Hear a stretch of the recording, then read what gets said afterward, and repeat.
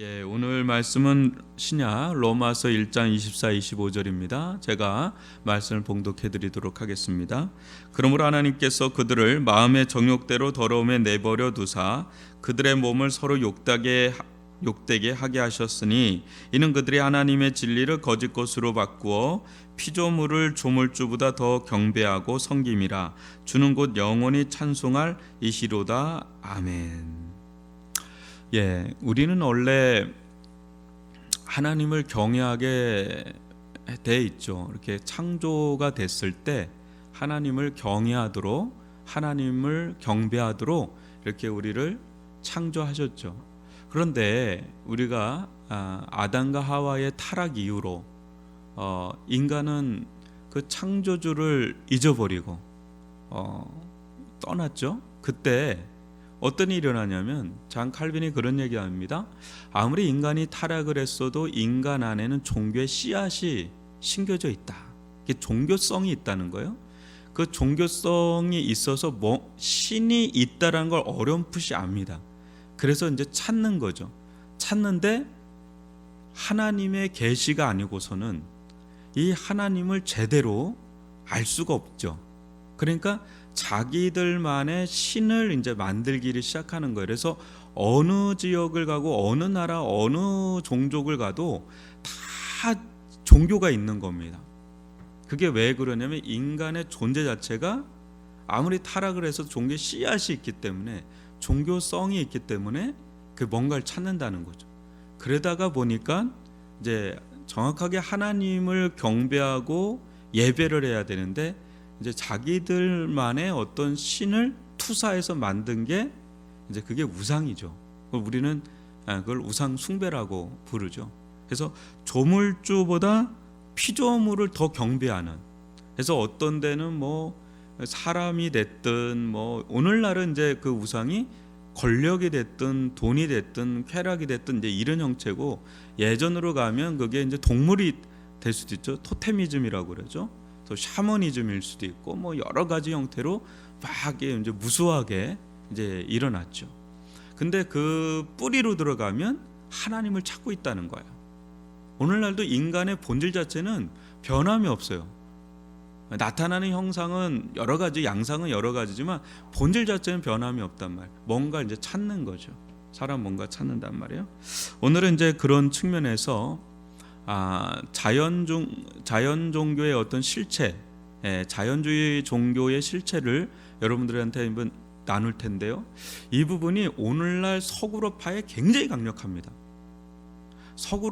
서구라파의 이슬람의 영향권보다 이 자연주의적 종교의 영향권이 더 강해요.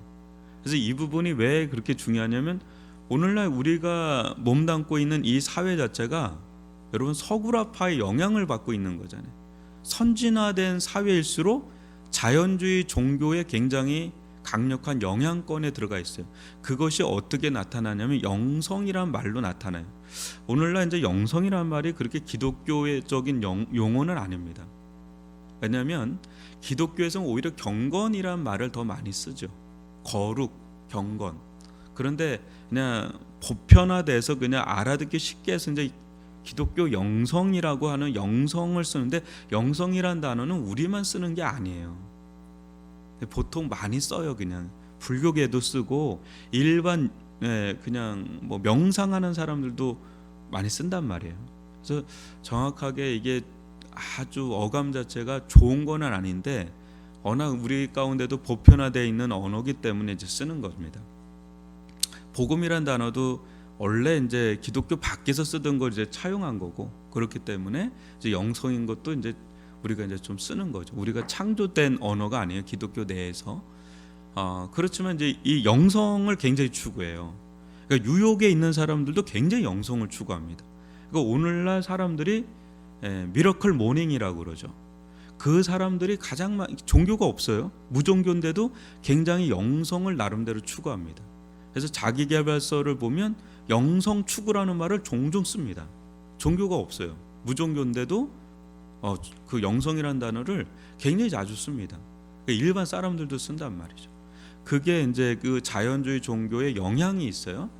오늘부터는 그 부분을 좀 다룰 텐데, 여러분 두 개의 종교관이 있다고 보면 됩니다. 한번 보시면 초자연적 종교가 있고 이 세상에 자연 종교가 있어요. 초자연 종교가 있고 자연 종교가 있고 딱 크게 종교는 두 가지가 있다고 보면 돼요.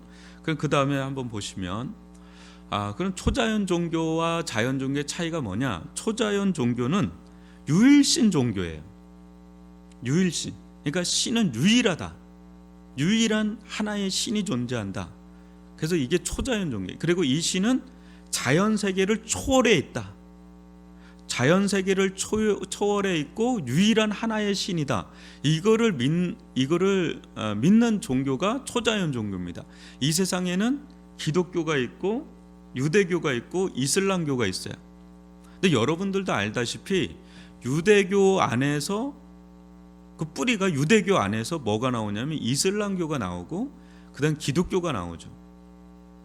이게 지금 기독교 안에서도 이제 개신교 쪽에 있고 가톨릭 쪽에 있어요. 천주교 쪽이. 예. 그래서 우리는 기독교 내에 있는 개신교죠. 근데 우리가 볼 때는 유대교하고 우리하고는 분리가 됩니다. 유대교는 또 우리가 분리되어 나갔다고 보지만 우리는 구약을 우리가 이어가고 있다라고 보고 있죠. 그래서 신약과 구약을 갖고 있죠, 우리가. 근데 유대교는 구약밖에 없어요. 근데 우리는 신약과 구약이 다 있죠. 근데 가톨릭은 또 우리하고 왜 나눠지냐? 가톨릭은 구약과 신약이 있는데 또 외경이 있어요. 외경이라고 하는 걸 우리는 정경으로 받아들이지 않거든요. 그러니까 여기서 또 갈라지고요. 이슬람교는 이제 유대교에서 자기들이 아브라함의 이제 또 계통이다라고 하면서 이 이슬람의 뿌리도 이제 유대교에 잇대고 있어요. 그래서 마호멧이 또 선지자다 해가지고 또 이렇게 나눠줍니다. 그러니까 이 뿌리가 거의 비스무리하면서 있어요. 이게 하나의 거대한 하나의 종교를 형성하고 있고요. 그 다음에 이제 나머지가 다 자연 종교예요. 자연 종교는 그야말로 자연을 신처럼 섬기는 종교입니다. 여기는 이제 두 가지 주의가 있는데 하나는 범신주의 종교가 있고 다신주의 종교가 있어요. 범신주의라고 범신론이라고 많이 들어봤을 텐데 뭐냐면 자연이 신이라고 주장하는 종교예요. 범신주의. 그러니까 모든 게 신이다. 모든 게 신이다. 범신주의. 이게 굉장히 보편화되어 있습니다. 또 하나는 다신주의. 그래도 범신주의가 되다 보니까 자연이 뭐예요? 세상의 신은 하나가 아니라 수도 없이 많다라는 거예요. 그런 대표적인 종교가 힌두교입니다. 그리고 이제 불교, 유교, 도교 또 최대 종교 영역입니다. 뭐 민간 종교가 있죠. 토속 종교 뭐 이런 거에서 다 들어가요. 여기 안에 심지어 여기 안에 과학도 들어갈 정도입니다. 과학주의도. 그러니까 이게 거대한 그런 형성을 가지고 있어요. 한번 저를 비춰주시고요. 제가 인도에 갔을 때 가장 충격이었던 게 여러분 뭔지 아십니까? 제가 인도에 갔을 때 가장 충격적이었던 게 뭐였냐면 여러분 불교의 창시자가 누구예요? 석가모니잖아요. 그죠? 근데 인도 사람한테 제가 물어봤어요. 석가모니는 당신네들에게 어떤 존재냐? 모른대요. 제가 거기에 충격을 받았어요. 모른대요. 불교도 잘 모르겠고 석가모니도 모르겠대요. 그래서 조금 아는 분한테 물어봤더니 거기는 시바교라고 해가지고 그게 가장 큰 시바 신이 제일 큰 신이더라고요. 근데 거기에 수많은 지류 중에 하나가 이게 불교 쪽이더라고요. 그러니까 힌두교의 세계관이 어마무시하게 커요. 거기에 한 지류가 불교고 거기에서 이제 나온 사람이 석가모니. 그러니까 석가모니라는 사람 자체가 하나의 사상 체계를 형성한 게 아니라 그 사람도 이 힌두교의 뿌리에 영향을 받아서 자기가 이제 일종의 종교를 만든 거예요. 이렇게. 그게 이제 불교가 돼가지고 오히려 이제 꽃을 피운 건 동남아시아나 중국에서 꽃을 피운 거더라고요. 그러니까 이 불교 세계관도 어마어마한데 힌두의 세계관은 그 인구나 땅덩어리 많고 어마무시하더라고요. 그게 힌두교예요. 그러니까 힌두교 안에 어마어마한 신들이 있어요. 어마어마한 신들. 근데 일본에 가도 거기도 어마무시한 신들이 있어요. 그러니까 그런데 보면 다 자연 종교가 이제 지배적인 거죠.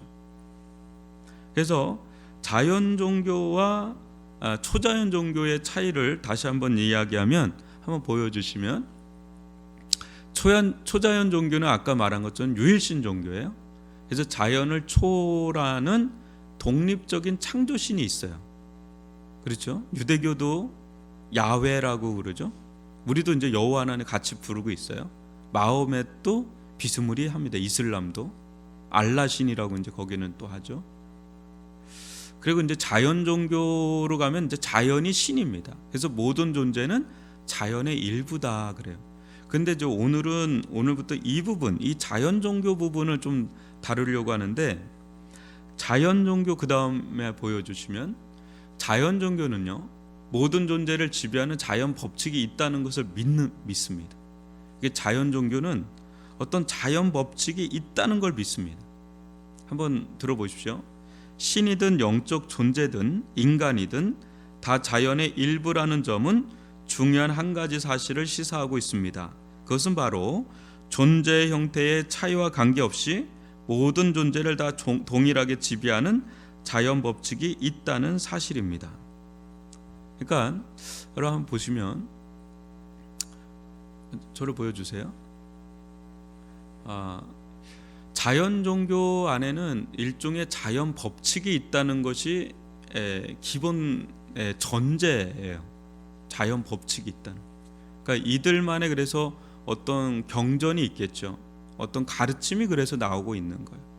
불교에도 어떤 가르침이 나오고 힌두교에도 물론 가르침이 있고, 모든 이 자연 종교에 가르침이 있어요. 그러니까 자연의 일부기 때문에, 자연은 여러분들이 알다시피 어떤 일종의 그 흐름이 있지 않습니까? 이렇게 법칙이 있잖아요.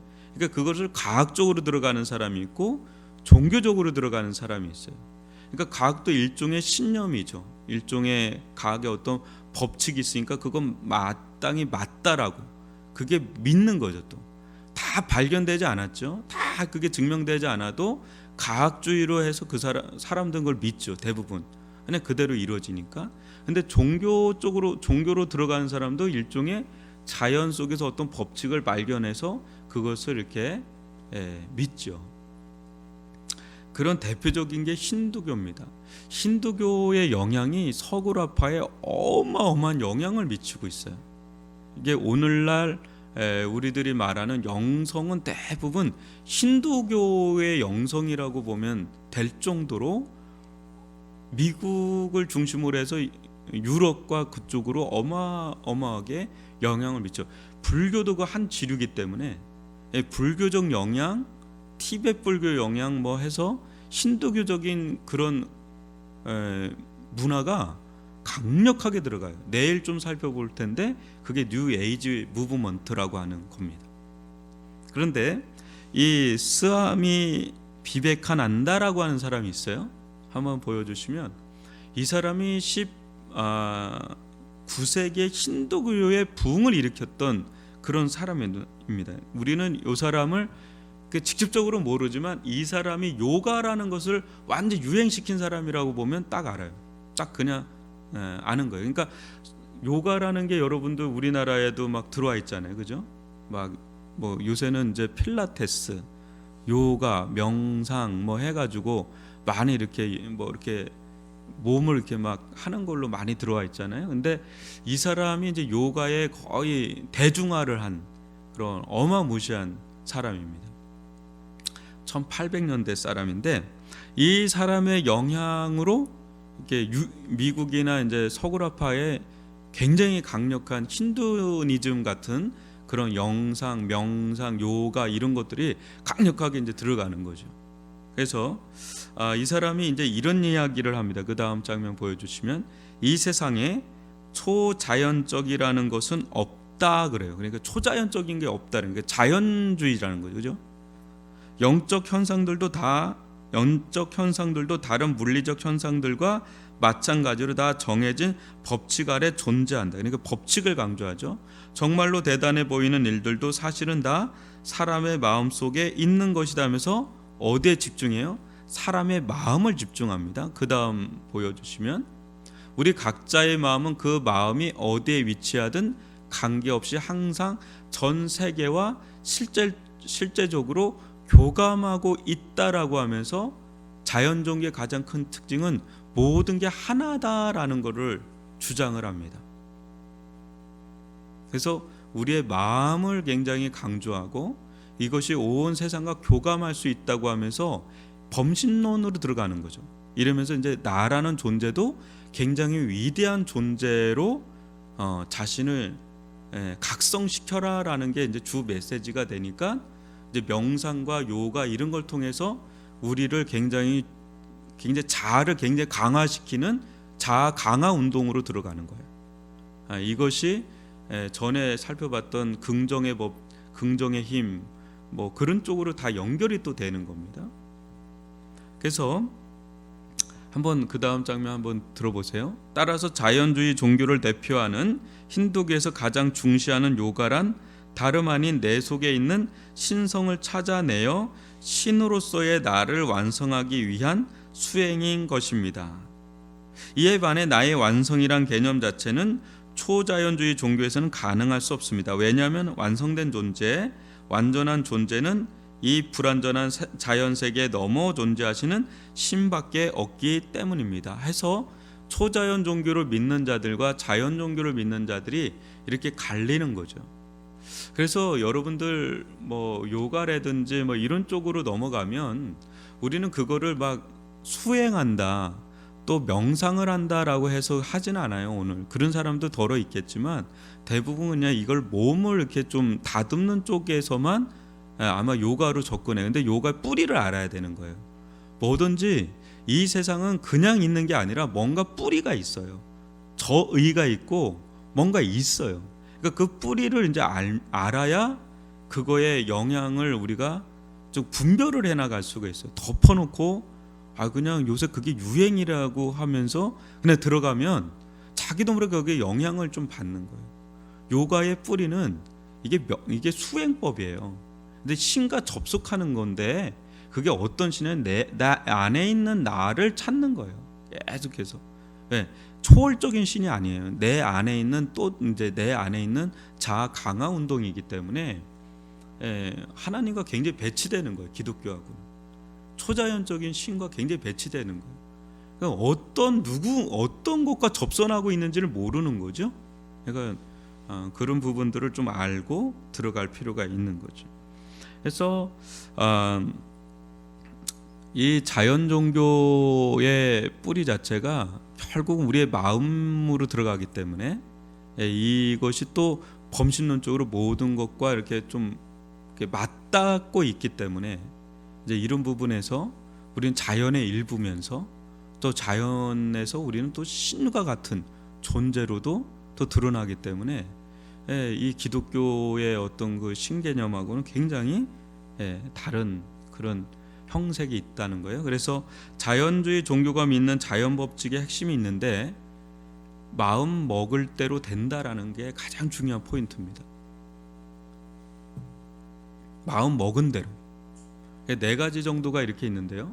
하나는 성공하게 하는 법칙. 이게 이제 굉장히 주장을 합니다. 이 자연주의 종교 쪽에서 가장 많이 얘기하는 게 성공하게 하는 법칙이 있다라는 거예요. 그리고 믿는 대로 다 된다는 법칙. 이게 두 번째가 굉장히 중요합니다. 믿는 대로 다 된다.